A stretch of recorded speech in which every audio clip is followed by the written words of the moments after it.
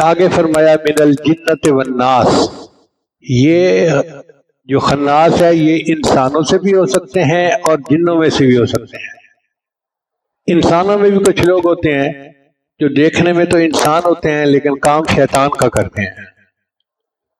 اب اگر کوئی شبہ کرے کہ جی شیطان تو نظر ہی نہیں آتا تو انسان تو سامنے نظر آتے ہیں، وہ خناس کیسے ہو سکتا ہے؟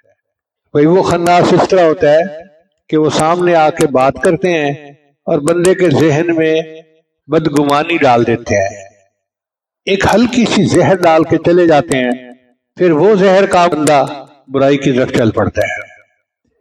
چنانچہ بہت پہلے کی بات ہے، کوئی 40-50 سال پہلے کی، لاہور کے ایک بڑے آفیسر تھے، وہ ریٹائر ہوئے، بیعت ہوئے تو میں نے ان سے پوچھا کہ آپ نے حج کی ہے؟ اس نے کہا جی نہیں کی۔ میں نے ترغیب دی کہ آپ کے اوپر حج فرض ہے، اب آپ بیمار بھی ہیں تو بہتر ہے حج کر لیں تاکہ فرائض پورے ہو جائیں۔ اس نے نیت کر لی، داڑھی بھی رکھ لی، نیت بھی کر لی، بڑا تیار، بڑا جذبہ۔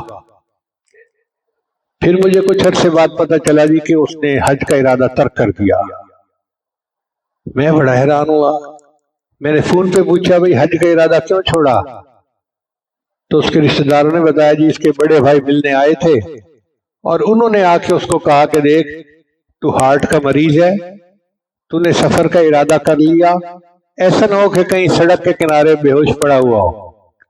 اور یہ فکرہ اس کے دل میں ایسا بیٹھ گیا کہ اس نے کہا جی میں حج پہ نہیں جاتا۔ وہ نہیں گیا۔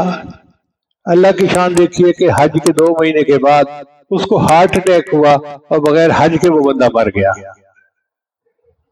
تو یہ ہوتا ہے وسوسے ڈال کے چلے جاتے ہیں اور دوسرے کو گناہ کا ارتکاب کروا دیتے ہیں، اس لیے انسان بھی شیطان والا کام کرتے ہیں۔